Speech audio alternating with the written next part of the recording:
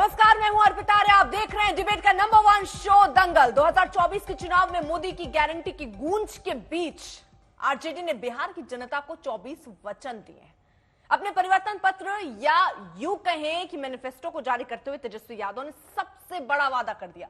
तेजस्वी ने देश भर में 1 करोड़ सरकारी नौकरी का वादा किया। इसके साथ ही आरजेडी ने अपने घोषणा पत्र में वादों की झड़ी लगा दी है। लेकिन सबसे बड़ा सवाल 1 करोड़ सरकारी नौकरी पर उठ रहा है। तेजस्वी पर हमला करने के लिए एनडीए के नेताओं ने याद दिलाया कि आरजेडी कैसे नौकरी देती है।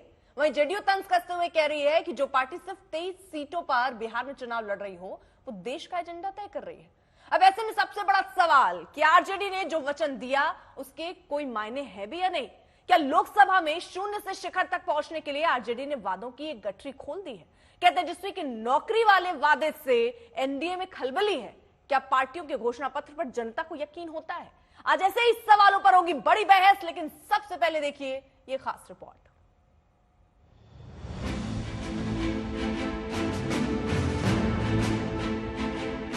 हम लोगों ने 1 करोड़ नौकरी जो है देने का वादा किया है और ये प्रण है हम लोगों का। कांग्रेस ने भले ही अपने मैनिफेस्टो में 1 करोड़ सरकारी नौकरी देने का वादा नहीं किया, लेकिन सहयोगी आरजेडी जरूर दावा ठोक रही है।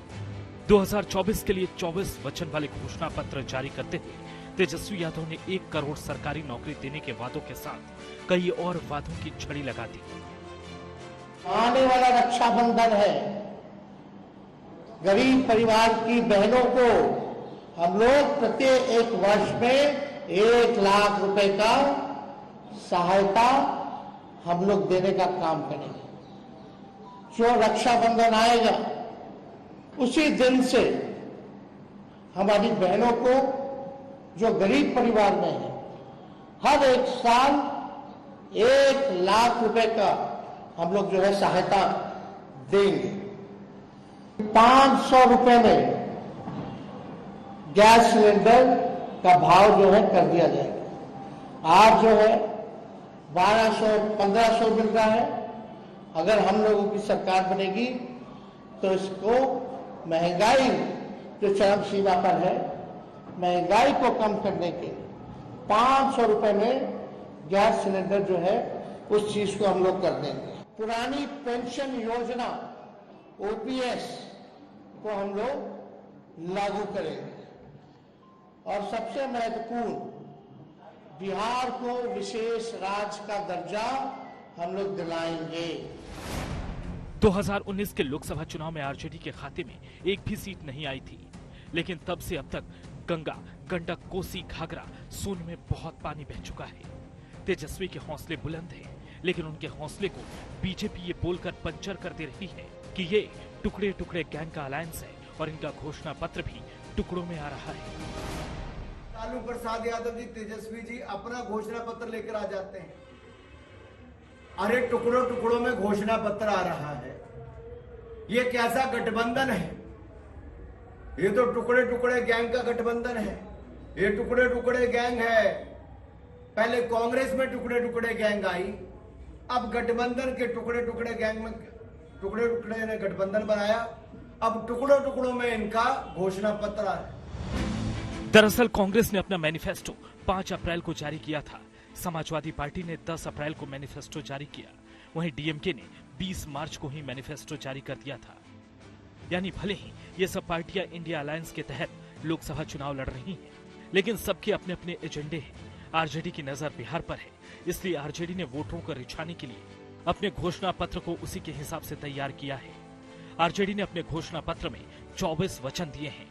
इनमें 1 करोड़ नौजवानों को सरकारी नौकरी देने का वादा के साथ रक्षाबंधन पर गरीब परिवार की बहनों को 1-1 लाख रुपए की सहायता देने की बात कही गई है।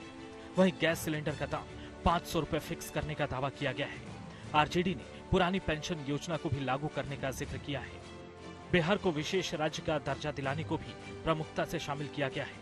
अग्निवीर योजना को बंद करने और ड्यूटी के दौरान मारे गए अर्धसैनिक बलों के जवानों को शहीद का दर्जा देने की बात भी आरजेडी के घोषणा पत्र में है। बिहार के पूर्णिया, गोपालगंज, मुजफ्फरपुर, भागलपुर और रक्सौल एयरपोर्ट को शुरू किया जाएगा। आरजेडी ने हर एक घरेलू उपभोक्ता को 200 यूनिट बिजली फ्री देने का वादा किया है। आरजेडी के इन वादों पर एनडीए के नेताओं ने तेजस्वी से चुभते हुए सवाल पूछ डाले। लालू प्रसाद जी के परिवार ने ये नहीं बताया कि 1 करोड़ लोगों को रोजगार देने के नाम पर जमीन कितना लेंगे। जमीन लेने की तैयारी है। लालू प्रसाद जी का पूरा परिवार सिर्फ और सिर्फ भ्रष्टाचार कर सकता है। आज पहली बार आपको मौका नहीं मिला है ये सब करने का। आपके पास आप ही के परिवार से 2 सदस्य बिहार के मुख्यमंत्री रह चुके हैं। ये लंबा समय आपके पास था। अगर ये तमाम वादे तब पूरे कर लिए जाते तो संभवतः आज बिहार एक पिछड़ा राज्य नहीं कहलाता। बिहार की 40 लोकसभा सीटों में से 23 सीटों पर ही आरजेडी चुनाव लड़ रही है। उसके घोषणा पत्र में किए गए दावे को जेडीयू झूठ का पुलिंदा बता रही है। 1 करोड़ सरकारी नौकरी का उन्होंने घोषणा किया है। अपना रामा दामा और दूसरे का गिरथा माँ 23 सीट पर चुनाव लड़ रहे हैं और पूरे देश के बारे में घोषणा कर रहे हैं। तो हालात तो यही हो गया ना कि हेलीकॉप्टर पर संतरा खा रहे हैं और छिलका दे रहे हैं, ऊपर से गिरा रहे हैं कांग्रेस के हाथ में, सीपीआई के हाथ में, माले के हाथ में, सीपीएम के हाथ में। इनका घोषणा पत्र मलमलाने वाला है, इसके अलावा कुछ नहीं है, इसका कोई तुक नहीं है। बिहार की लड़ाई दिलचस्प हो गई है। पिछली बार एनडीए के खाते में 40 में से 39 सीटें आई थी, लेकिन इस बार आरजेडी ताल ठोक रही है। ऐसे में उनके मैनिफेस्टो का कितना असर पड़ता है ये 4 जून को ही पता चल सकेगा। पटना से रोहित सिंह के साथ आज तक ब्यूरो। तो खास मेहमान हमारे साथ जुड़ चुके हैं। तारुफ आपका करा देते हैं। अजय आलोक प्रवक्ता बीजेपी के इस वक्त हमारे साथ जुड़ चुके हैं। आनंद माधव प्रवक्ता कांग्रेस पार्टी के हैं। राजीव रंजन प्रवक्ता जेडीयू के इस वक्त हमारे साथ मौजूद हैं और कंचना यादव प्रवक्ता आरजेडी के हमारे साथ इस वक्त हैं। लेकिन सबसे पहले मैं जरा कंचना जी आपसे ही 2-4 चीजें समझना चाह रही हूं। आप लोग गठबंधन में ही है ना? नहीं, आप जब ये पूछ रही हैं तो आपको यह भी पूछना चाहिए कि जो पार्टी 303 एमपी लेकर अभी सरकार में थी और है, उस पार्टी का मैनिफेस्टो किधर है? लेकिन हमारी पार्टी आपने बहुत अच्छी बात कही और आपने बता दिया कि मुझे क्या पूछना चाहिए, मैं समझ गई। अब मैं अपना सवाल आपसे पूछूं? ठीक, हाँ पूछ लीजिए, लेकिन मुझे उसका भी जवाब देने दीजिए। देखिए, अब मुझे ये बताइए मैम, रुकिए ना, मेरे सवाल का तो जवाब दे लीजिए, फिर पूछ लीजिएगा। पूरा भी डिबेट ओपन तो होने दीजिए मैम, रुकिए। तो 23 सीटों पर बिहार में आप चुनाव लड़ रहे हैं, एजेंडा पूरे देश का तय कर रहे हैं, कैसे? कांग्रेस पार्टी से बात हुई कि नहीं बात हुई? एक बात बताइए कि हम 23 सीट पर भले चुनाव लड़ रहे हैं, लेकिन लोकसभा का चुनाव लड़ रहे हैं, बिहार विधानसभा का चुनाव नहीं लड़ रहे हैं। तो एजेंडा भी लोकसभा के हिसाब से होगा। हाँ। यह तो मालूम होना चाहिए। अच्छा। और दूसरी बात ध्यान दीजिए इस पर कि हमारे मैनिफेस्टो में जो बेरोजगारी, महंगाई, रोजगारी, जो 4 साल, एक मिनट आपने कहा, 1 मिनट मैम, आपने कहा कि ये जो आप लोकसभा चुनाव लड़ रही हैं उस हिसाब से आपके एजेंडे हैं, तो ये सब आप कैसे करेंगी? विशेष राज्य का दर्जा, 4 साल की अग्निवीर योजना बंद करना, 1 करोड़ लोगों की सरकारी नौकरी, कम से कम बात तो कर लेती कांग्रेस पार्टी से, वो तो 30 लाख नौकरी दे रहे हैं, आप 1 करोड़ देंगी, अलग अलग कैसे? आप हमें जवाब देने के लिए 30 सेकंड दे तो हम जवाब भी दें, अगर आपको सुनना है तो।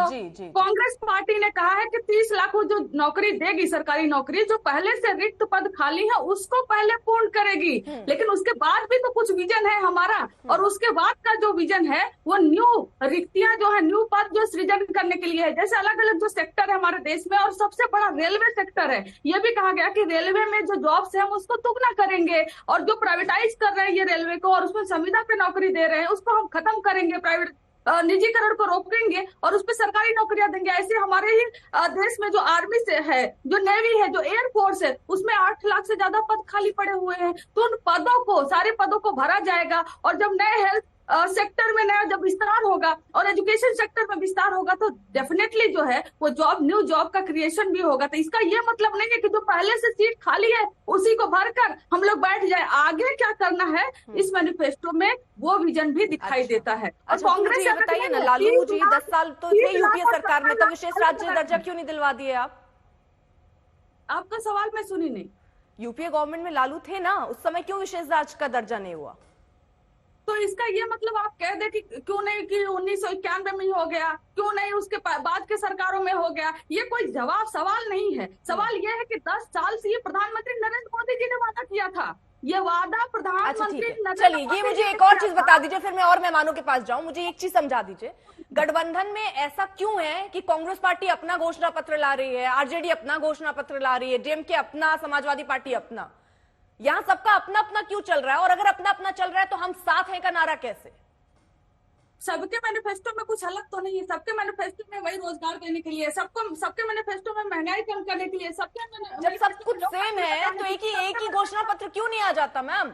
एक ही घोषणा पत्र एक रिलीज किया जाता कि ये इंडिया गठबंधन का ये मैनिफेस्टो है, इंडिया गठबंधन का। आज ये क्यों कहना पड़ रहा है कि ये आरजेडी का मैनिफेस्टो है, ये समाजवादी पार्टी का मैनिफेस्टो है, ये कांग्रेस पार्टी का मैनिफेस्टो है? ऐसे क्यों कहना पड़ रहा है?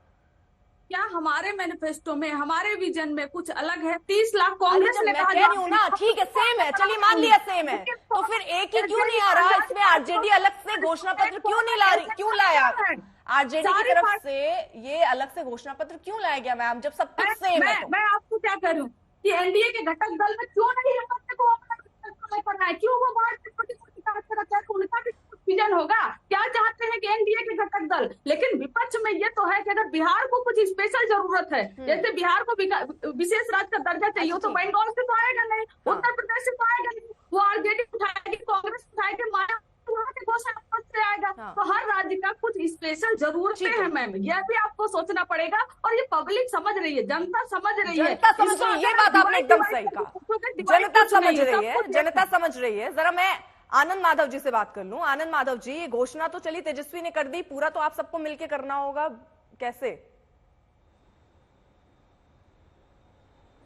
देखिए, ऐसा है कि जो राष्ट्रीय जनता दल का घोषणा पत्र आया है और कांग्रेस का न्याय पत्र आया है, आप ये बात पूछ रही हैं अलग अलग क्यों नहीं हुआ, तो आपको ये समझना चाहिए कि ये दोनों घोषणा पत्र जो है, ये परिवर्तन पत्र और न्याय पत्र, दोनों एक दूसरे का पूरक है, दोनों इंटेंजिबल है, दोनों एक दूसरे के साथ मिला हुआ है। अगर आप देखें, एक फर्क है दोनों में, फर्क ये है कि जो हमारे आरजेडी का घोषणा पत्र है उसमें आप देखेंगे कि बहुत सारे मुद्दे बिहार के हैं। उसका कारण ये है कि ये थोड़ा बिहार सेंट्रिक ज्यादा है, लेकिन उसमें कई मुद्दे हैं जो राष्ट्रीय मुद्दे हैं। और हम सब जानते हैं इंडिया गठबंधन में कोई भी चीज छिपा हुआ नहीं है, बहुत ट्रांसपेरेंट है और सब लोग एक दूसरे से संवाद में रहते हैं। आप जो बार बार इस बात का कह रही हैं कि कांग्रेस से बात किया, कांग्रेस के बात से आपको समझना चाहिए कि आपस में बातचीत तो नियमित रूप से होते रहती है। अब जैसे 1 करोड़ नौकरी की बात आरजेडी ने की है और हम लोगों ने कहा है कि 30 लाख नौकरी की बात हम लोग की, 30 लाख नौकरी की बात हम लोगों ने कहा है कि पहले साल हम लोग 30 लाख नौकरियां जो रिक्त हैं उनको देंगे, जिसका बाद क्या नौकरी बंद होगी। अगर आप आरजेडी का परिवर्तन पत्र पढ़ें ध्यान से तो उसमें लिखा हुआ है 6 महीने के बाद 1 करोड़ नौकरी देने की प्रक्रिया प्रारंभ की जाएगी। तो भाई प्रोसेस है ना, और उसमें इनका थॉट है, इनका विजन है। दरअसल ऐसा है कि जो कांग्रेस का न्याय पत्र जारी हुआ, 5 न्याय और 25 गारंटी, और ये जो परिवर्तन पत्र जारी हुआ, इससे बौखलाहट हो गई है भारतीय जनता पार्टी और उनके लोगों के बीच में, इसीलिए इस तरह के प्रश्न आ रहे हैं और अब इस तरह की बातें कर रहे हैं। एक बात और भी समझना चाहिए हम लोगों को, ये जो नियमित बात हो रही है आपकी सबसे, तो ऐसा ये तो अलग है, मुझे लग रहा है ये पहली बार ऐसा हुआ। हर बार गठबंधन जब बन जाता है तो एक मैनिफेस्टो आता है, यहाँ ऐसा क्यों है कि एसपी अपना, कांग्रेस अपना, आरजेडी अपना? ये जब आप सब बात कर रहे हैं, सब एक पिच पर हैं, सब एक बात पर सहमत हैं, सरकार बनने के बाद तो सर बहुत सारे फैसले होते हैं जिसमें चलिए बिहार की, मैंने आपको बताया ना अर्पिता जी, मैनिफेस्टो तो एक होना चाहिए नहीं? देखिए, आपका इतना बड़ा ऐसा है कि आप खुद भी विदुषी महिला हैं, आपको इस बात की जानकारी होनी चाहिए, थोड़ी इस बात की समझ भी होनी चाहिए। जैसा कि मैंने कहा कि राष्ट्रीय जनता दल ये एक बिहार सेंट्रिक पार्टी है। अगर आप इनका परिवर्तन पत्र देखें तो उसमें बहुत सारी ऐसी चीजें हैं, जैसे बिहार के विशेष दर्जा का मांग है, जैसे बिहार को पैकेज की बात की जा रही है, जैसे बिहार में 5 नए एयरपोर्ट शुरू करने की बात की जा रही है। तो ये सब काफी चीजें बिहार इसलिए अलग करने की जरूरत पड़ी। और उसी तरह से जो समाजवादी पार्टी का जो अपना पथ है उनका, उसमें भी वो यूपी सेंट्रिक ज्यादा है। नेशनल राष्ट्रीय स्तर मुद्दे हैं उसमें, राष्ट्रीय मुद्दे हैं उसमें जो कि सब में कॉमन आपको दिखेगा, जैसे बेरोजगारी है, जैसे किसानों की बात है, जैसे शिक्षा की बात है, ये सारे राजीव रंजन जी अलग तरीके का ट्रेंड, यानी जेडीयू का। और आपको एक बात और बता दें अर्पिता जी जी कंप्लीट कर लीजिए आनंद जी। नहीं, मैं ये कह रहा था इसमें एक बात और हम लोगों को देखना पड़ेगा कि जैसे ये जो परिवर्तन पत्र, ये संकल्प पत्र आया है, ये तो अभी चुनाव के पहले है।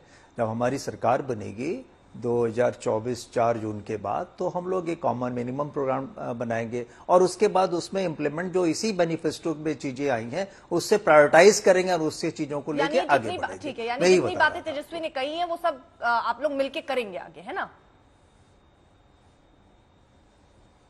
हम लोग सब मिलकर करें, निश्चित रूप से मतलब करेंगे। उसमें कौन सी ऐसी बात है जो आपको ऐसा लगता है कि नहीं होने वाला है, या कौन से 200 यूनिट फ्री, अलग से ऐसा स्पेशल पैकेज 60,000 करोड़ का, ये सब बिहार को मिलेगा अगर आपकी सरकार बन जाएगी, सबकी इंडिया गठबंधन की सरकार बनती है तो? बिल्कुल बिल्कुल मिलेगा।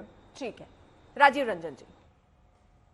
देखिए, सबसे पहले मैं इस पूरे घोषणा पत्र में कई चीजों को देख करके हैरान इसलिए भी कि नौकरियों को लेकर के जो बातें कही गई, ये सच है कि 90 से 2005 तक लालू जी और राबड़ी जी दोनों मुख्यमंत्री थे। ये 15 वर्ष का ये विशाल कालखंड, इसमें निसंदेह बहुत सारे कार्य हो सकते थे, लेकिन न सड़कें बनी, न बिजली का उत्पादन बढ़ा, पूरा बिहार अंधेरे में डूबा हुआ था। कानून व्यवस्था की हालत तो निसंदेह उस पर, चूंकि पटना हाईकोर्ट की टिप्पणी है इसलिए मैं उसको दोहराना नहीं चाहता। लब्बो-लुबाब यह है कि आपने नौकरियों की बात की, लेकिन नौकरियां मिली कैसे? आपके विभागीय मंत्री, जिसका आपने दावा किया कि आपने 5 लाख नौकरियां दी, सरकार के मुखिया नीतीश कुमार, आप उप मुख्यमंत्री हैं और जिस विभाग ने सबसे ज्यादा नौकरियां दी उनके मंत्री कार्यालय ही नहीं जाते थे। चंद्रशेखर लगातार वो विवादों में थे, या तो वो सनातन के विरुद्ध टिप्पणियों के कारण सुर्खियां बटोरते थे, या अपने विभागीय प्रधान सचिव जो एडिशनल चीफ सेक्रेटरी भी हैं उनके साथ उनके टकराव की खबरें थी। इसीलिए ये गंभीर बात ही नहीं है कि नौकरियों को लेकर के कहीं कोई कोशिश उनकी ओर से हुई।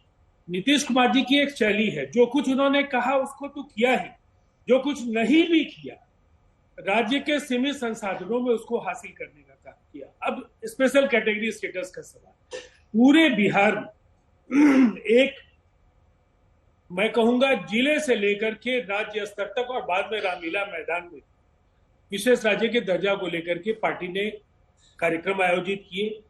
समय समय पर अपनी बातें हम करते रहे हैं और हमारे कोर एजेंडा में वो लगातार बना हुआ है। विशेष राज्य के दर्जा को लेकर आरजेडी घड़ियाली आंसू बहाने के सिवाय कुछ नहीं कर सकता है। जातीय जनगणना, आरक्षण, ये जितनी बातें इन लोगों ने कही, ये सच है कि नीतीश कुमार जी जातीय जनगणना को लेकर सबसे ज्यादा मुखर थे, और जब वो कुछ बोलते हैं या तो वो बोलते नहीं है, बड़बोले दावे वो नहीं करते, लेकिन जो बोलते हैं उसको पूरा करते हैं। और ये बिहार ने शराबबंदी जैसे फैसले को देखा है कि जिससे राज्य के कोषागार राजीव जी भारी नुकसान का, वो ये कह रहे हैं कम से कम हमें इतनी आजादी है कि हर क्षेत्रीय दल जो हैं वो अपने अपने राज्य का मुद्दा अपने घोषणा पत्र में उठा रहे हैं कि हम क्या क्या करेंगे।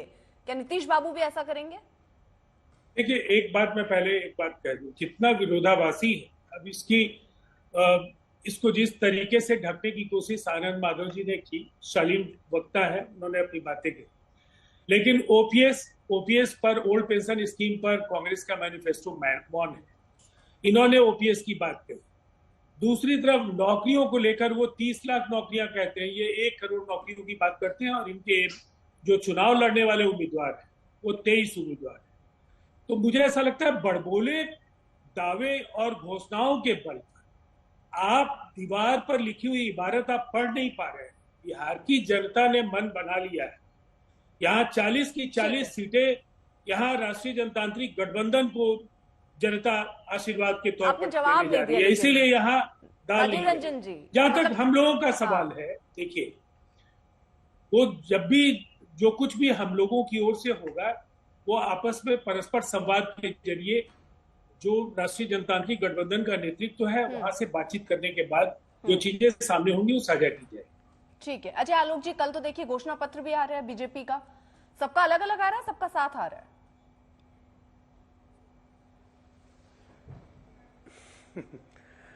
और पिताजी, अभी आप इन लोगों से पूछ रही थी कि अलग अलग क्यों घोषणा पत्र दे रहे हैं, क्या कर रहे हैं, नहीं कर रहे हैं। टुकड़े टुकड़े गैंग हैं, तो टुकड़े टुकड़े में ही ना घोषणा पत्र आएगा। आनंद भाई के तो गजब हाल है। घोषणा पत्र के बाद कल युवराज पहुंच गए, कहे खटाक खटाक 8,500 रुपये आएंगे, खटाक खटाक। अरे जिस तरह से खटाक खटाक रुपए आएंगे ना, उसी तरह फटाफट कांग्रेस बंद हो रही है, उसकी चिंता नहीं है। अरे दुर्भाग्य है कांग्रेस पार्टी का, किसको लेके दुर्भाग्य है? ये कांग्रेस पार्टी अपना चिंतन मनन करे, लेकिन खटाक खटाक नहीं, फटाफट कांग्रेस खत्म। राजस्थान, छत्तीसगढ़, मध्य प्रदेश फटाफट खत्म। देश को 4 जून को कांग्रेस खत्म। अब आइए जरा इन पे महाराज तेजस्वी यादव पे, इनके लिए तो मैं एक ही बात कहूंगा, अंधेर नगरी चौपट राजा, टके सिर भाजी टके सिर खाजा। भाई अब एम्बिशन थोड़ा नेशनल हो गया है। बिहार में जमीन के बदले नौकरी वाला मन नहीं भरा है, तो अब देश भर में जमीन तो नौकरी चाहिए, देश भर में नौकरी देंगे, देश भर में जमीन चाहिए। फुटप्रिंट थोड़ा नेशनल होना चाहिए, चोरी का थोड़ा शाही अंदाज में निकलने का अंदाज होगा ना, तो इसलिए टके सिर भाजी टके सिर खाजा, एकदम देते जाएंगे नौकरी फोकरी। ओपीएस पे अभी राजीव रंजन जी ने बता ही दिया, ये ओपीएस लागू करेंगे। मुझे समझ में नहीं आता इन घमंडियों को हो क्या गया है। आप देखिए, एक आदमी कहता है हम ओपीएस लाएंगे, एक आदमी कहता है सीपीएम के हम आएंगे तो 370 को बहाल कर देंगे, उसके बाद कहता है कि हम परमाणु जितने वेपन्स हैं हमारे, न्यूक्लियर वेपन्स जितने हैं, उन सबको हम डिस्ट्रॉय कर देंगे, भारत के न्यूक्लियर वेपन्स को। चौथा आता है, वो कहता है 1 लाख नौकरी देंगे। पांचवा अपने मैनिफेस्टो में लेके आता है कि हम पर्सनल लॉ को मजबूत करेंगे, शरिया की तरफ देश बढ़ाएंगे। क्या नजरिया है विकसित भारत 2047 का? अरे देश की जनता इन सबका मैनिफेस्टो एक साथ बैठ के एक एक करके पढ़ ले ना, तो विकसित भारत कैसा होगा 2047 का, इसकी एक झलक मिलेगी। बड़ा मजा आएगा, शानदार विकसित भारत ये लोग बनाने निकले। कोई ना क्लैरिटी है, ना विजन है, ना कुछ है। हम 1 करोड़ नौकरी बांट देंगे, 23 सीट पे चुनाव लड़ेंगे, 1 करोड़ नौकरी बांट देंगे। कहां से लाएंगे? 23 में 23 हारेंगे, 1 करोड़ नौकरी बांट देंगे। अरे जितनी नौकरी दी है ना, उसका जमीन तो वापस कर दीजिए पहले। हद हाल है। कांग्रेस पार्टी मौन, बिल्कुल मौन, सिद्धार्थ की तरह कोई बोलना नहीं है। राहुल गांधी जाएंगे, खटाखट खटाखट। अरे इतना खटाखट 52 साल पहले दादी ने बोला था, खटाखट गरीबी हटाओ। गरीबी तो नहीं हटी, गरीब बढ़ते चले गए। भला हो मोदी जी का, 25 करोड़ गरीबों को गरीबी रेखा से बाहर निकाला है। हम बोलते नहीं, हम करके दिखाते हैं। हम मैनिफेस्टो में भी याद कर लीजिए, 1980 में भाजपा बनी है, जितनी बातें मैनिफेस्टो में लिखी उतनी बातें करके दिखाई। और कल भी जो मैनिफेस्टो रिलीज होगा, थोड़ा दोनों को बैठ के और बाकी घमंडियों को बैठा के अच्छे से अध्ययन कीजिएगा। फिर झटका लगेगा 440 वोल्ट का, कह रहे ये भी हो जाएगा, ये भी हो जाएगा, ये भी हो जाएगा। आप जानते हैं इस बात को, आप लोग भी मानते हैं कि भाजपा जो बोलती है वो करती है, और आपको कोई सीरियसली ले नहीं रहा, क्योंकि अभी आप लोग के लिए देश में वैकेंसी नहीं है 25-30 साल तक। आराम से रहिए 25-30 साल, मैनिफेस्टो निकालते रहिए, खेलते रहिए, एक दूसरे का टॉस करते रहिए, इधर से उधर टॉस, टुकड़े टुकड़े गैंग का मैनिफेस्टो, बॉल लेके टॉस करते रहिए इधर से उधर, खटाक खटाक, और साफ होइए फटाफट। देखिए अर्पिता जी, ये तो बहुत नाइंसाफी है कि हमारे बीच में आपने 4-5 बार टोका। आप जाकर पीछे आप वीडियो भी क्लिप देखिएगा।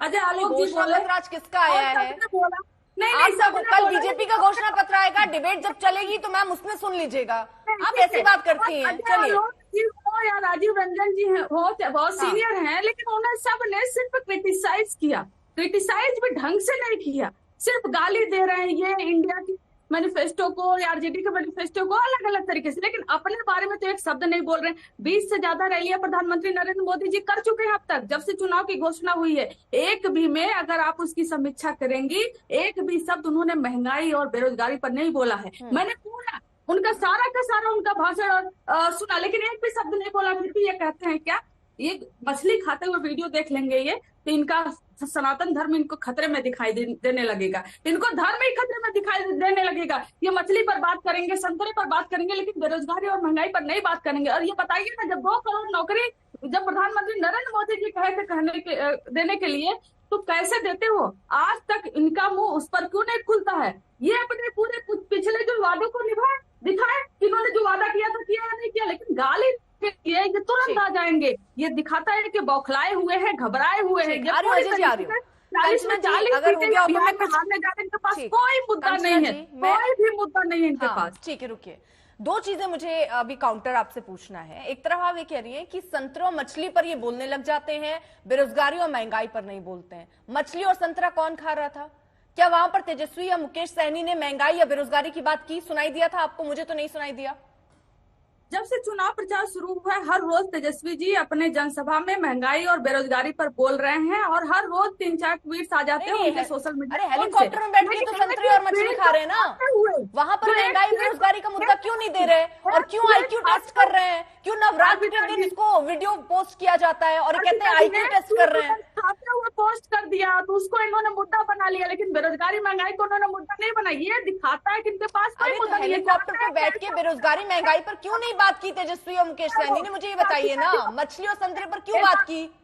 मैं आपसे पूछना चाह रही हूँ अर्पिता जी, ये आप बताएंगे कि मैं ये पिंक पहनूंगी कि नहीं पहनूंगी? आप बताएंगे मैं आज नॉनवेज खाऊंगी या नहीं खाऊंगी? आप बताएंगे कि मैं आज पोस्ट करूंगी या नहीं करूंगी? या कोई भी ये राइट रखता है? किसी के पास भी ये अधिकार है कि मुझे डिक्टेट करे कि मैं क्या खाऊंगी, क्या पहनूंगी, क्या नहीं पहनूंगी? क्या तेजस्वी जी कब वीडियो पोस्ट करेंगे? आपके पास भी राइट नहीं है, बीजेपी के पास भी राइट नहीं है। तो मुद्दा बेरोजगारी और महंगाई पर बात क्यों नहीं की तेजस्वी साहब ने बैठकर हेलीपैड पे? उसके लिए तो पूछा जा सकता है सवाल ना कि उसमें भी अपनी मर्जी चलेगी। आरजेडी को आप कम कवर करती होंगी इसलिए आपको पता नहीं चलता होगा। लेकिन आरजेडी हर रोज महंगाई पर बात करती है मैडम, हर रोज बेरोजगारी पर बात करती है, हर रोज। चलिए एक और वर्ड का इस्तेमाल आपने किया था, समीक्षा। रुकिए तो, समीक्षा वर्ड का इस्तेमाल आपने किया था। 1 मिनट मैम, 1 मिनट। समीक्षा शब्द का इस्तेमाल आपने किया था। मुझे ये बताइए ना, गरीब बहनों को हर साल 1 लाख रुपए की सहायता दी जाएगी, इसमें समीक्षा किया आपने? कितनी महिलाएं जरा बताइए मुझे। चिन्हित किया होगा ना, एक आंकड़ा रफ तो बनाया होगा कि 1 लाख रुपए अगर देने पड़ जाएंगे तो वो कहीं से तो जाएगा, कितने पैसे देने होंगे, क्या वो दे पाएंगे नहीं दे पाएंगे? अभी आप कह देंगे वो सब है लेकिन मैं बताऊंगी नहीं। मैम बता दीजिए। लेकिन आपका सवाल बहुत जायज है। इतना जायज आपका सवाल है कि इसलिए मैं कह रही हूँ कि इसलिए जातिगत जनगणना हुआ है और उसी आधार पर 94 लाख परिवारों को 2-2 लाख देने की बात की गई थी। हमारे पास साइंटिफिक आंकड़ा है, हमारे पास साइंटिफिक सब कुछ है और इसीलिए हम केंद्र सरकार से, जब इंडिया गठबंधन की सरकार बनेगी, हम स्पेशल पैकेज लेंगे और उस पैकेज से हम महिलाओं को 1-1 लाख रुपया सालाना पहुंचाएंगे। जो महिलाएं गरीब है और जो महिलाएं पिछड़ी है और जिनके पास कोई सुविधा नहीं है, जो खासकर हाउस मेकर हैं, उनके घर तक वो पैसे पहुंचाए जाएंगे ताकि उनकी आर्थिक स्थिति सुधरे। हमारे पास तो डेटा है, लेकिन इतना साइंटिफिक सवाल कभी भारतीय जनता पार्टी से भी पूछ लीजिए। जिन्होंने किसानों की आय दोगुनी करने की बात कही थी, जिन्होंने 2 करोड़ नौकरी देने की बात कही थी, जिन्होंने न जाने ऑप्टिकल फाइबर 6 लाख गाँव तक पहुंचा देंगे, उसकी बात कही थी, लेकिन उनसे तो नहीं पूछा जाएगा। और यही है जब नीतीश, कई वादे तो आप भी करते हैं, कितने पूरे हो गए बता दीजिए जरा। अर्पिता जी देखिए, अभी इन्होंने बात करते करते फिर से एक गलत बात इनके मुंह से निकल गया। वो निकलता है क्योंकि इन लोग के मन के अंदर सबकॉन्शियस माइंड में बैठा हुआ है। अभी इन्होंने कहा, ये बात करते हैं कि इनके सनातन धर्म को खतरा हो गया। आपका सनातन धर्म नहीं है। अभी आपके डिबेट में इन्होंने कहा इनके सनातन धर्म को, इनका सनातन धर्म नहीं है। नहीं, एक बात बताइए ना अजय जी, ऐसा क्यों है? इतनी बातों में उन्होंने 4 बार महंगाई की बात की, 4 बार बेरोजगारी की बात की, 4 बार रोजगार की बात की और ये कहा कि नौकरियां नहीं मिल रही। कई बातें आपने की, लेकिन आपने सनातन क्यों? अरे मैं आ रहा हूं उस पर। मैंने सिर्फ सनातन नहीं पकड़ा है, मैं एक एक करके आ रहा हूं ना। मैं हड़बड़ी में थोड़ी ना बोलता हूं। दूसरी बात, कंचना जी आप स्पोक्स पर्सन हैं, थोड़ा सा रिसर्च करके आया कीजिए कि 2014 में जब हम छोड़ के गए थे तो ईपीएफओ का डाटा, जब हमें सत्ता मिली थी, कांग्रेस देके गई थी, ईपीएफओ का डाटा कितना था? ईपीएफओ का डाटा था मात्र 7 से 8 करोड़। आज की तारीख में ईपीएफओ का डाटा है 26 करोड़। ईपीएफओ उसी को मिलता है जो नौकरी करता है। पहली बात गलत रोजगार की बात ही नहीं करूंगा। अब 1 मिनट बीच में नहीं भाई, बीच में नहीं। अरे भाई बीच में नहीं बोलिए ना, बीच में क्यों बोल रही है? अभी इसके बाद तुरंत आपको मौका, क्यों बोल रही है? उससे कोई फर्क नहीं पड़ेगा। अरे भाई बीच में बोलने का कोई फायदा नहीं है। प्रधानमंत्री बेरोजगारी महंगाई पे नहीं बोलते हैं।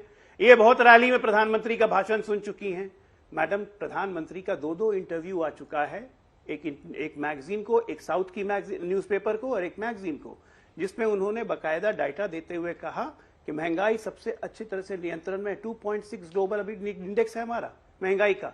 क्या आप लोग बात कर रहे हैं? आपके बोलने से नैरेटिव नहीं बनता है ना, लेकिन झूठ बोल के आपकी अल्प ज्ञान और आपकी दूरदर्शिता, इसका कितना भाव है आप में, वो पता चलता है।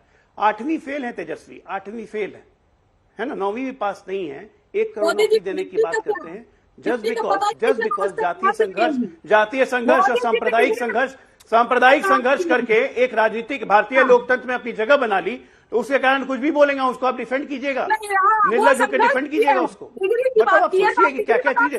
15 साल लालू यादव ने कितनी नौकरी दी। रेलवे से आपको बड़ी मोहब्बत है, आज भी रेलवे का मोहब्बत छूटता नहीं है। आपने अपनी बात में बोला कि रेलवे में नौकरी देंगे, रेलवे से प्यार खत्म नहीं हुआ है। अरे रेलवे से प्यार खत्म नहीं हुआ, 5 ही साल मिला था रेलवे, 5 साल में रेलवे का क्या कर दिया, कितनी नौकरियां दे दी जमीन लेके रेलवे में, अभी तक उसके बेल में है, बेल में। अरे IRCTC पे बेल में आपका झमेला कांग्रेस का झमेला है, आपका झमेला कांग्रेस का झमेला है। जॉब क्रिएशन में आपको कुछ आइडिया है, आपको कोई ज्ञान है कि ऐसी तो आपको क्या लगता है कि ये समय का यूटिलाइज इन्होंने किया? और जैसे ही अपनी बात रख लें फिर आप ये सारी ज्ञान बताइएगा। 1 मिनट कंप्लीट कर लेने दीजिए अजय जी, 10 सेकेंड में। मैं 10 सेकेंड में ही बोल रहा हूं कि समय की आप बोल रही हैं बर्बाद कर रही हैं। आज तक समय में बर्बाद करने के अलावा आरजेडी ने किया क्या है? बिहार का 15 साल बर्बाद कर दिया। नीतीश कुमार के साथ जब गए तब बिहार को बर्बाद किया। बालू आलू लालू, ये शराब, अवैध शराब, हर चीज में घुसे हुए हैं। सारी फाइलें खुली हुई है। चुनाव खत्म होने दीजिए, फिर से 10-15 केस लगेगा। एक सड़क के टेंडर में घोटाले हैं, पीपा पुल बनवाने में घोटाले हैं, सबकी फाइलें खुली हुई हैं। कहां तक भागेंगी? पहले ही से 25 केस है। आदत है ना, पैसे की आदत है। पैसा के देख के बिना इनका नींद नहीं आती। ठीक है। इनको जगाने का एक ही तरीका है, इनको 10 रुपए का नोट दिखाते रहिए, जगे रहेंगे। ऐसे नहीं जगेंगे। इनका चरित्र हो गया पैसा भाई, पूरे आरजेडी का चरित्र पैसा है। क्या बात करेंगे ये लोग? अरे दूसरे घमंडी टुकड़े टुकड़े करके अपना घोषणा पत्र दिखाते रहे। मैंने सारे घमंडियों की एक झलक दिखा दी है। एटम बम खत्म करना चाहते हैं इस देश से, ये इनकी सोच है देश की सुरक्षा को लेकर। 370 बहाल करेंगे, शरिया लॉ लगाएंगे, उसमें तो आरजेडी बड़ा चुप है। आप भी शरिया लगाएंगी? कंचना जी बताइएगा जरा। कांग्रेस ने कहा है कि पर्सनल लॉ को मजबूत करेंगे, आप भी करेंगी? बता दीजिएगा भी अपने जवाब में। आपकी भाषाई मर्यादा का मूल्यांकन तो जनता कर रही है। जिस तरह का भाषा आप उपयोग कर रहे हैं, एक भी आपका एजेंडे के बारे में बात नहीं कर रहे हैं आप कि क्या करेंगे आप 2024 के बाद। 2047 की बात करते हैं। अभी तो ठीक है, दे दो, 2047 तक देखेंगे हम क्या करेंगे। लेकिन हम जब काम की बात कर रहे हैं, 24 के बाद मान गई ना कि अभी लोग आने वाले, तो लोग करेंगे। ठीक है, अजय जी रुकिए। उसके बैंक की बात कर लीजिए। एक बार तो बोल दीजिए कि कहाँ गए आपने 20 करोड़ नौकरी। आज जब हम 1 करोड़ की सिर्फ बात की है अभी तक, तो आप लोग की हालत खराब हो गई, पसीना छूट रहे हैं। इस तरह का भाषाई मर्यादा का एकदम से पूरा तोड़ दिए हैं। हाँ, कुछ तो अपनी संस्कृति और सभ्यता का कुछ तो मान मर्यादा रखिए। जिस तरह का भाषा यूज कर रहे हैं, अरे कौन एनडीए सरकार जो है बिहार में 17 साल से क्या किया आपने? 17 साल का हिसाब दीजिए, कितनी चीनी मिल आपने लगवाया बिहार में, कितना इन्वेस्टमेंट आपने बिहार को दिया। बिहार को स्पेशल पैकेज आपने क्यों नहीं दिया? क्यों बिहार 17 साल में अभी भी गरीबी के नीचे है? क्यों बिहार के लोग सबसे ज्यादा गरीब है? क्यों 83% युवा इस देश के बेरोजगारी में आते? जितने भी बेरोजगार है उससे 83% युवा सिर्फ बेरोजगार है। ये लोग का आंकड़ा है और आप हंस रहे हैं। अब किस इंटरव्यू की बात करें, हमने सारा इंटरव्यू सुना, वही 25 करोड़ गरीबी के बाहर निकल गए, 25 करोड़ पता नहीं कहाँ से आंकड़ा बनवाया और 25 करोड़ बोले जा रहे हो। 80 करोड़ को तो आप लोग राशन दे रहे हो, और 80 करोड़ को अगर 20 करोड़ को आप लोग रोजगार दे दिए होते तो आज 80 करोड़ को राशन देने की जरूरत नहीं पड़ती। लेकिन नहीं, आपको तो आदत है कि लोग हमारे 2 किलो गेहूं पर 3 किलो जो है चावल पट्टी कर रहे हैं। ये तो आपकी पॉलिसी है। पॉलिसी कुछ बताइए जो विजनरी हो, जो लगे कि 2047। अच्छा, एक बात ये भी बता दीजिए कंचना जी मुझे कि कांग्रेस पार्टी जिन जिन बातों का जिक्र अपने घोषणा पत्र में कर रही है, आरजेडी उसके साथ है? वो भी आप सबने मिल बैठकर तय किया है, उसके बाद उन्होंने अपना घोषणा कर दिया, आपने अपनी घोषणा कर दी? कांग्रेस पार्टी के मैनिफेस्टो में कुछ भी ऐसा नहीं है जिसको ऑब्जेक्ट किया जा सके। कुछ भी ऐसा नहीं। हाँ, हो सके बीजेपी को बुरा लगे, वो जोड़ दे मुस्लिम लीग से, और ये नहीं बताएंगे लोग। इनके जनसंघ के संस्थापक श्यामा प्रसाद मुखर्जी जब सिंध और बंगाल में मुस्लिम लीग के साथ सरकार बनाते हैं तो तब उसका हिसाब नहीं देंगे। पर्सनल लॉ स्ट्रेंथन करेंगी, मुस्लिम लीग 370 हटाएंगी, बहाल करेंगी फिर से। मुसलमान 370 फिर से बहाल करेंगी। जैन भी होते हैं, सिख भी होते हैं। 370 बहाल करेंगे। पर्सनल लॉ किसका होता है? करेंगे, पर्सनल लॉ स्ट्रॉन्ग करेंगे। आप हैं सहमत इसके साथ है आप? ये सब आपकी सहमति से ही घोषणा पत्र कांग्रेस पार्टी ने तैयार किया है? सब सहमति है आपस में ना? आप हमसे पूछ रही हैं? जी। सीपीआई सीपीएम भी सारी बातों पे सहमति है। कांग्रेस ने जो दिया है, जो सपा ने जो बनाया है, जो आरजेडी ने बनाया है, जो डीएमके ने बनाया है, क्योंकि सारे में लगभग चीजें कॉमन है। हाँ। जो आम पब्लिक से जुड़ी हुई है। हाँ। जी ठीक है आनंद जी, लेकिन अब बड़ा सवाल बार बार तो वही है ना कि होगा कैसे ये सब? तो मतलब 370 बहाल होगी। बताइए, घोषणा पत्र में 10 अगर मुद्दे हैं, या हर राज्य के हिसाब से हर क्षेत्रीय पार्टियां अगर अपने 10-10, 20-20 मुद्दे ले आती हैं तो 50 मुद्दे हो गए। कैसे पूरा कीजिएगा ये सब? ऐसा आप अगर आप उसमें देखिएगा तो बहुत सारे ऐसे मुद्दे जो कॉमन है, तो जो प्रायोरिटाइज किया जाएगा, मैंने पहले ही बताया। दूसरी बात पे एक बात कहना चाहूंगा, हमारे जो विद्वान प्रवक्ता भारतीय जनता पार्टी के बैठे और हमारे बड़े भाई राजीव जी जो बैठे हुए हैं, इनका पिछला अगर ले आइएगा डिबेट पे तो यही घिसा पिटा इनका रिकॉर्ड चलता है, कोई भी नई बात नहीं बोलते हैं, जो बोलते हैं तो ना बोले, सिर्फ वही रिकॉर्ड चला तो वही बातें आ जाएगी। मेरे 2-3 सवाल हैं, जरा उसका जवाब मुझे चाहिए। पहला ये चाहिए, इन्होंने घोषणा की थी कि 2 करोड़ नौकरी हर साल देंगे, कहां से देंगे, कब तक देंगे? 20 हमारे 10 साल हो गए तो 20 करोड़ होना चाहिए, लेकिन उन्होंने दिया है 7,22,000 और 311 नौकरियां मात्र अभी तक। इसका जवाब कौन देगा? अच्छा, दूसरा ये है कि आप हमको 10 स्मार्ट सिटी का नाम बता दीजिए, 10 ऐसे गांव जो कि एमपी ने गोद लिए थे, मॉडल विलेजेस, उसका नाम बता दीजिए। 10 ऐसे जिलों का नाम बता दीजिए, 10 साल इनके हुए हैं ना, ऐसे जिलों का नाम बता दीजिए जहां की वो स्वच्छता अभियान जो चला था तो वो शौच बिल्कुल शौच क्या कहते हैं, ओपन में खुले, ओपन डेफिकेशन बुक फ्री वो जिले हैं। एक गांव नहीं बता पाइएगा आप। 10 ऐसे जिलों का नाम बता दीजिए जहां अस्पताल ढंग से चल रहे हैं। भाई ऐसे कई चीजें हैं जो अगर आप देखेंगे। 10 ऐसे देश बता दीजिए जहां से यहाँ निर्यात हमारे यहाँ जो वो पैसे आ रहे हैं, नहीं बता पाएंगे। सच्चाई ये है कि इनके पास मुद्दा कुछ है नहीं, ना बेरोजगारी की बात करेंगे, ना महंगाई की बात करेंगे, न महिलाओं की बात करेंगे, पहलवान बेटियों का अपमान करेंगे, बोलने दीजिए प्लीज, किसानों का अपमान करेंगे। सच्चाई ये है कि ये हम लोगों की घोषणा पत्र देके इंतजार कर रहे थे ये, उसके बाद फिर बैठ के ये बनाएंगे, उसके बाद अपना उसका जो है अपना घोषणा पत्र लाएंगे साथ में। सच्चाई ये है कि बौखलाहट में ये इस सारी चीजों बातों को कर रहे हैं। और ये जो टुकड़े गैंग हर डिबेट पे बोलते हैं इन्हीं शब्दों का, आप देख लीजिए ना, कोई नया शब्द नहीं लाते हैं, यही शब्दों को लाते हैं। क्योंकि सच्चाई ये है कि ये लोग जो हैं अब इस तरह से हड़बड़ा गए हैं कि अब क्या होगा। और खास करके हमारे राहुल जी के न्याय यात्रा और राहुल जी का जो भारत जोड़ो यात्रा था, उसके बाद इनके पांव के नीचे से जमीन खिसक गई है। और जो हम लोग चैनलों पे देख रहे हैं, जमीन पे कुछ और बातें हो रही हैं, हवा बदल रही है, फिजा बदल रही है। जो सच्चाई है, आनंद जी, मैं एक चीज जरा आपसे समझना चाह रही हूँ, फिर राजीव जी आ रही हूँ। इंतजार कीजिए चुनाव का भी। ये जो अब की बात तड़ी पार न के 400 पार। अब ये जो मैनिफेस्टो है आरजेडी का, इसमें बहुत सारी बातें, जैसे 500 रुपए सिलेंडर फिक्स करना, गरीब बहनों को हर साल 1 लाख रुपए देना, पुरानी पेंशन योजना लाना, विशेष राज्य का दर्जा। चलिए, हम अगर मैं ये 1 लाख रुपए वाली बात उठा लूं, 10 फसलों के न्यूनतम समर्थन मूल्य वाली बात उठा लूं, तो ये सिर्फ क्या ये 1 लाख रुपए इन महिलाओं को जो बिहार की उनको ही मिलेगा, या आप भी देने वाले हैं? जब अगर ये पूरी इंडिया गठबंधन बन जाती है तो सबको मिलेगा, क्योंकि अगर सिर्फ बिहार को मिलेगा तो ऐसे में हर महिला देश की तो ठगी महसूस करेगी कि तो बिहार को 1 लाख मिला, हमें क्या मिला। इसका मतलब आपने न्याय पत्र नहीं पढ़ा है। इसका मतलब स्पष्ट है कि आपने न्याय पत्र नहीं मिला है। उसमें न्याय पत्र में दिया हुआ है कि महिलाओं को, हाँ नहीं, मैं इसलिए बता रहा हूं मैं आपको कि न्याय पत्र में भी 1 लाख रुपए की चर्चा है, जिसमें स्पष्ट रूप से यह कहा गया है कि 1 लाख रुपए महिलाओं को वहां दिया जाएगा, और उनके इस बीपीएल कैटेगरी के जो है, ये भी उसमें स्पष्ट रूप से लिखा हुआ है। दूसरी बात ये भी है कि जैसे ओपीएस की बात आपको हम बता दें कि जितने राज्यों में कांग्रेस है वहां ओपीएस की घोषणा हो चुकी है। और तो अगर बिहार को स्पेशल पैकेज 60,000 आपने ये बता देंगे, हिस्से एक मिनट बोलने तो दीजिए मैडम, बोलने तो दीजिए, अरे बोलने तो दीजिए मैडम, अरे बोलने तो दीजिए हमको, पहले अपनी बात तो खत्म करने दीजिए, फिर आप प्रश्न करिए। हम ये बताइए इनको कि भारतीय जनता पार्टी हिस्सेदारी की बात करती है, कह रही है जाति जनगणना का हम खिलाफ नहीं है। कितने ऐसे भारतीय जनता पार्टी शासित राज्य है जहां इन्होंने जाति जनगणना कराई है? ये नीतीश कुमार जी ने तब कराया जब महागठबंधन की सरकार थी, और महागठबंधन का पूरा समर्थन था, तब ये यहाँ पे हुआ है। और यहां तक ये हुआ था कि भारतीय जनता पार्टी भी शामिल थी, वो आई थी डेलीगेशन लेके यहाँ पे मिलने के लिए, जिनके इनके मंत्री जो है बाहर निकल के प्रेस कॉन्फ्रेंस भी करते हैं, जो भारतीय जनता पार्टी के मंत्री थे। इनके कथनी और कटनी में बहुत का फर्क है। जो बोलते हैं ये वो कहीं दिखता नहीं है। क्योंकि ये हमेशा से बातों का सिर्फ गुलदस्ता बनाते हैं, जमीन पे कुछ नहीं दिखेगा। और सच्चाई ये है क्या जी, आप पूछूं जी, क्या पूछा? ये जो स्पेशल पैकेज 60,000 करोड़ की बात कही गई है, आरजेडी ने जो कही है, ये सिर्फ बिहार को मिलेगा या फिर हर राज्य को?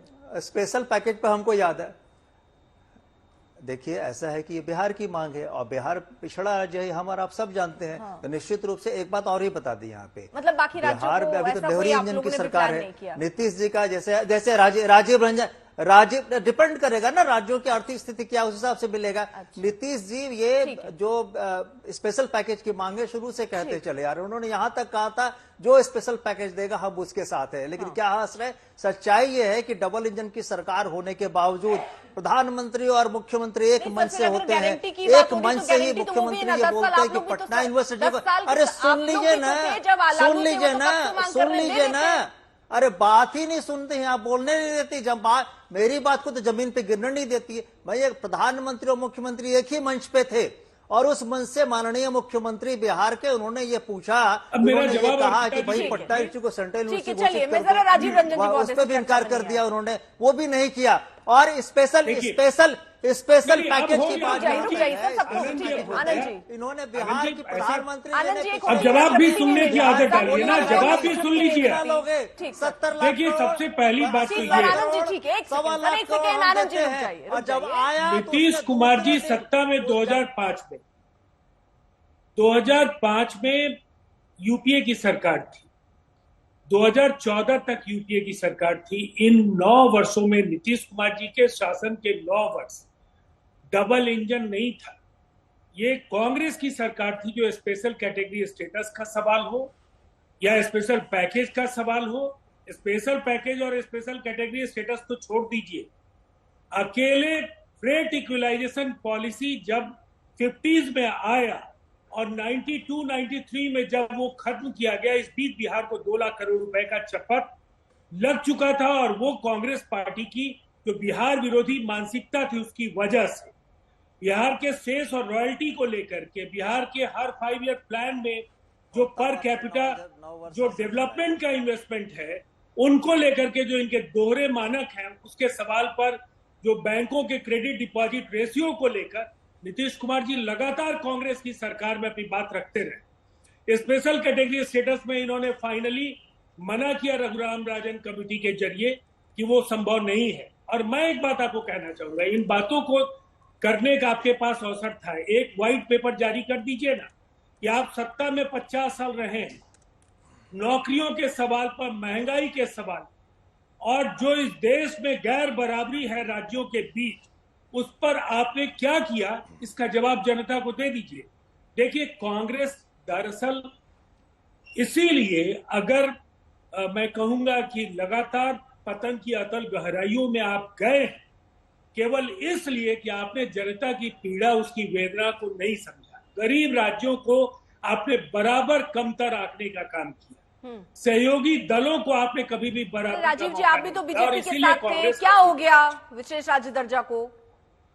देखिए मैं तो आपको एक बात कहूंगा, बहुत सारे ऐसे सवाल होते हैं जहां एक अलायंस के अंदर 2 विरोध, कई सवालों पर सहमति असहमति हो सकती है, लेकिन हम लगातार इस बात को कहते रहे और आगे भी कहते रहे। सहमति नहीं बनी तो आप साथ क्यों हैं? इसको नकारा उन्होंने नहीं, और साथ होने का मतलब केवल पकड़ाया हुआ है अभी, है ना सर? नहीं, अर्पिता जी, यानी नकारा नहीं है लेकिन अभी स्वीकारा भी नहीं है। सवाल तो यही है कि आखिरकार जब आम सहमति बनी नहीं रही है तो साथ है क्यों? और ये इंडिया गठबंधन जो कि एक साथ है, इनके घोषणा पत्र अलग अलग हैं, वादे अलग अलग हैं, लेकिन इनका कहना है कि ये सब साथ है।